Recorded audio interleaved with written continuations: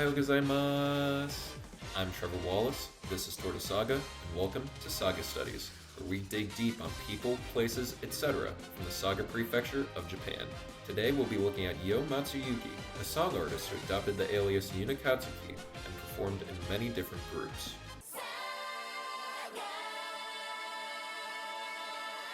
Now before we dig deeper into things, first we have to ask, why a stage name? The name change is likely because his older sister Yasuko Matsuyuki is a popular actress, and he wanted to establish his own brand, in a sense. During my research, I noticed his sister getting more hits than him on the internet, so this is my most logical conclusion for the new name Yuna Katsuki. But what led him to choose this name as his stage name? If I had to guess, the meaning boils down to this, with Yuna meaning superiority, gentleness, and kindness, whereas Katsuki can be broken down into two parts. Katsu signifies victory, triumph, and success, whereas Ki can hold multiple symbolic associations, most notably the moon. So, with a name fixated on success, you can tell this guy was clearly shooting for the moon. Going back a little further, he was born June 4th, 1979. Not only does he have an aforementioned older sister, but an older brother as well, Koei Takamura. I guess Koei Takamura flows better than Koei Matsuyuki. I don't know, I'm not going to dig too deep into this without proper heritage info, because without it, it's just ungrounded speculation why he might have a different last name. That's all I could find on his background before he got into music. I get the feeling we're going to get a lot of scenarios like this in the future. Like, can I at least find a reason for why he got into music specifically? Sheesh. Anyhow, let's jump into my findings.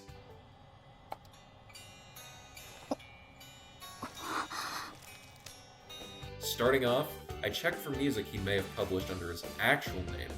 Actually found some interesting stuff. First, there's the album Futo Shioze, meaning let's take a breather.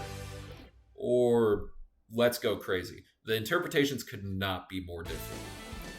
This album has two songs, the eponymous Futo Shioze and Cyclone, meaning cyclone. The CD came with karaoke versions of the songs too. I couldn't find the official versions of the songs, but I did find some MIDI karaoke versions on YouTube, is what I would say if I didn't find some more information while writing the script for this video. So, looking for the lyrics for the upcoming song that I'm going to be mentioning shortly, I happen to find snippets of the previously mentioned two songs. Now, if you go to the website that I linked in the description, you'll actually be able to listen to these snippets if you just click the music note button. Unfortunately, the video links attached with them don't seem to link up to the actual songs.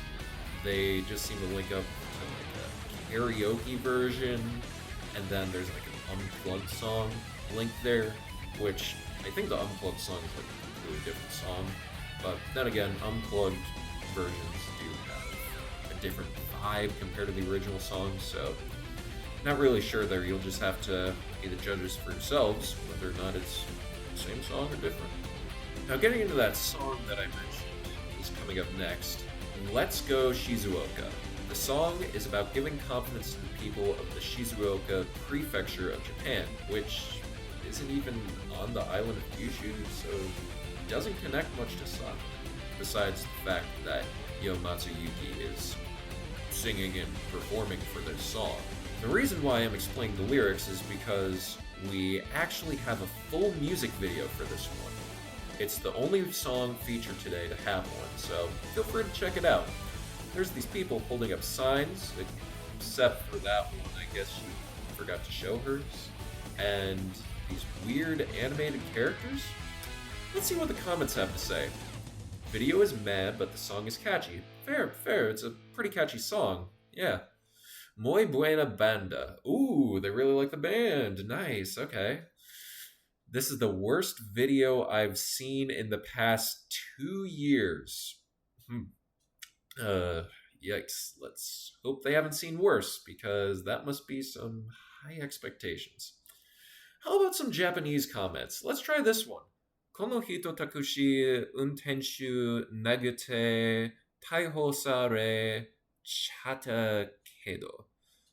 Kono uta wa kono mama shio suru no? Which translates to, this guy was arrested for hitting a taxi driver, but will he continue to use this song? Wait, what? You are my special. Alright, immediately I had to get to the bottom of this. Surely this is some slander on the guy I'm researching, right? And at a glance, it seems like it isn't true. The top website I found cited his sister as getting into a minor vehicle accident driving into a stationary truck in 2012, and she was relatively fine afterwards, like minor injuries at most. So, no worries there. And that was in 2012, a year before the music video's release. This comment is from 2013, 2014, so the timeline stacks up. And with this other website I found, I can confirm,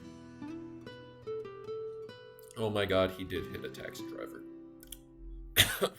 Guys, I'm just going to read the post.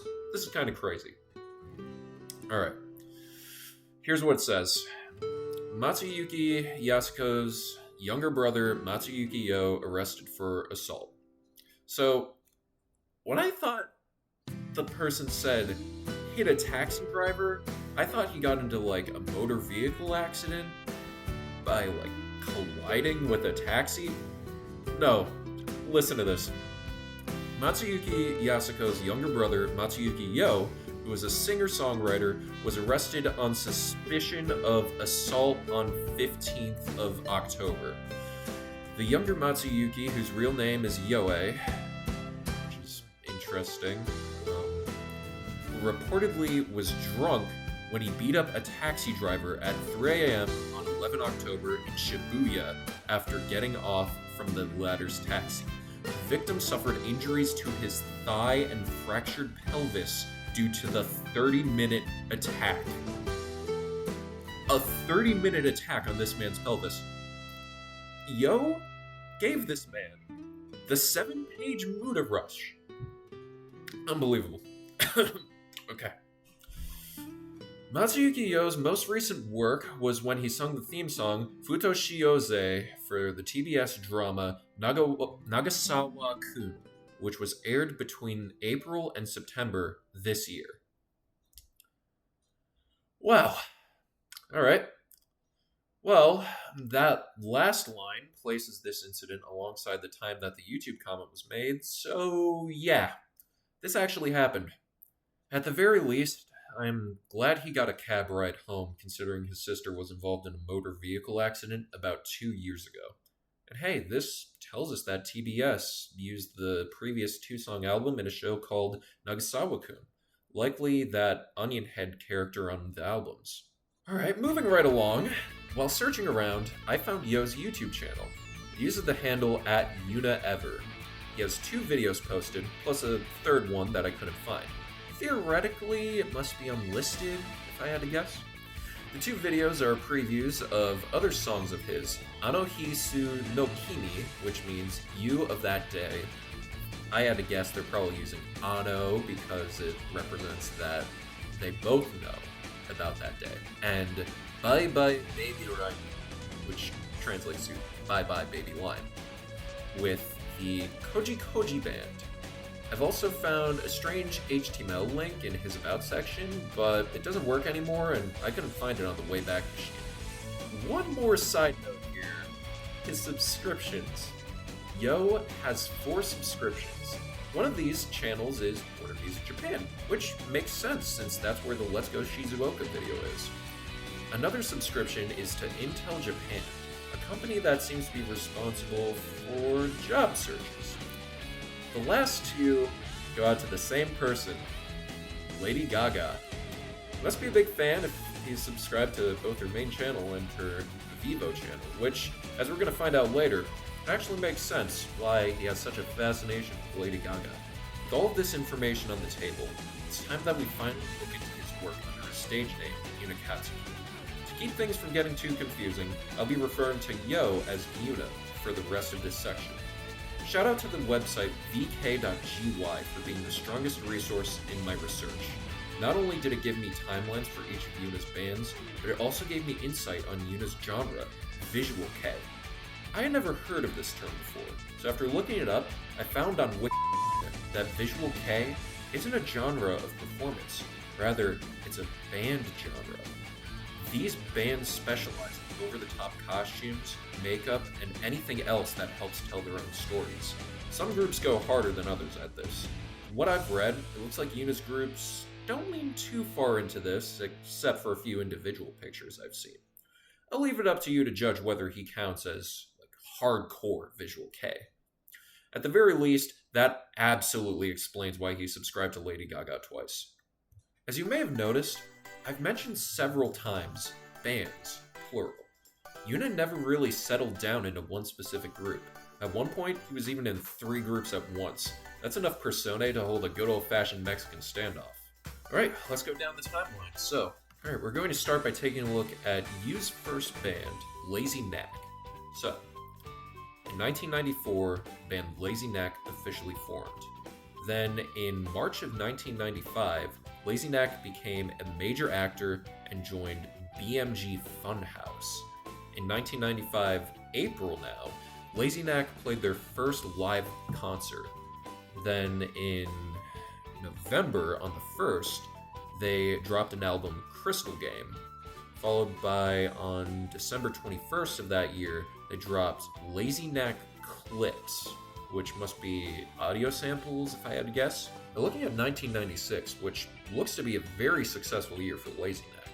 Starting in January on the 10th, they dropped their album Flash. Followed by February, on the 25th, they dropped Spark. Now, if I had to guess, these are probably singles. Followed by in April, on the 25th, they dropped Tomodawazu Furimukazu. And then in July, on the 24th, they dropped Moon. That would be August 29th after that with LK Style 16. November 21st with Chance. Finally, ending off the year on December 18th with Lazy Knack Clips 2, Second to None.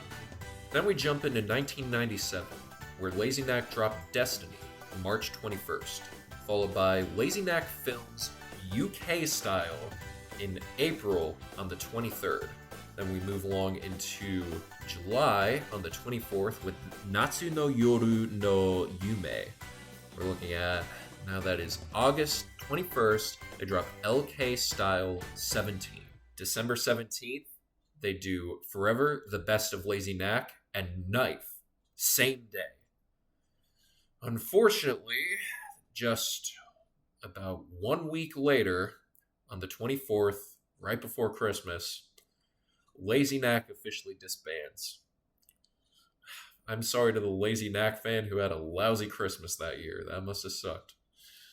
However, in 2017, June, so that's like, 20 years later, Lazy Knack officially announces that's being revived as a solo project of Yuna Katsuki. So, not Lazy Knack, then. It's a solo project of Yuna Katsuki, it's not Lazy Knack. And then 2018, Lazy Knack goes on a hiatus. They had 6 months. He had 6 months. I can't even say they. It was just Yuna on this project. And they went on a hiatus after 6 months without anyone on this team. No songs dropped. I don't even know if there were any concerts during this time.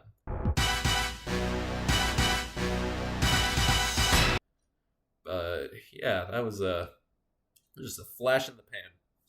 Alright, so what did Lazy Knack disband for? Well, Red. So, Red was formed immediately after the disbandment of Lazy Knack.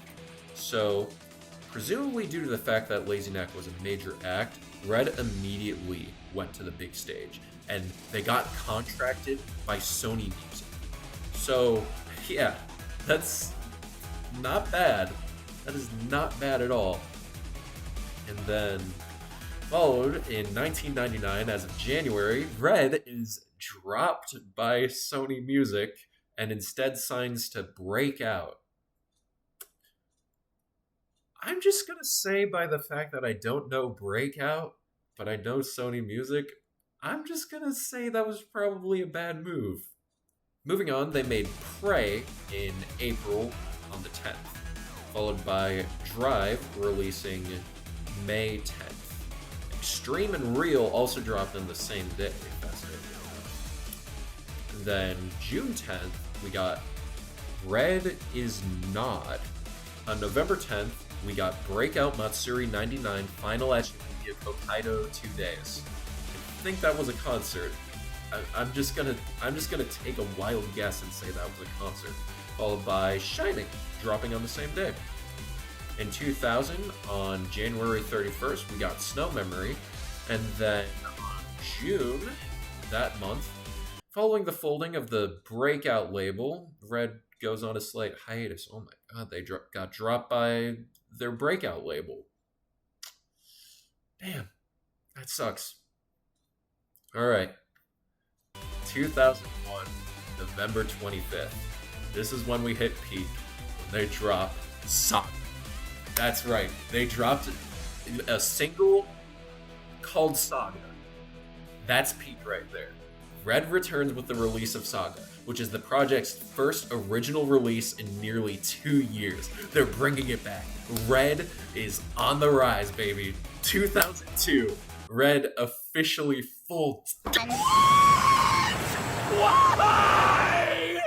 All right, 2002, LED is formed. 2003, LED disbands. I wish I was joking. There is not even a song here. God, you just made peak with Red, with Saga. Why? Oh, oh my god.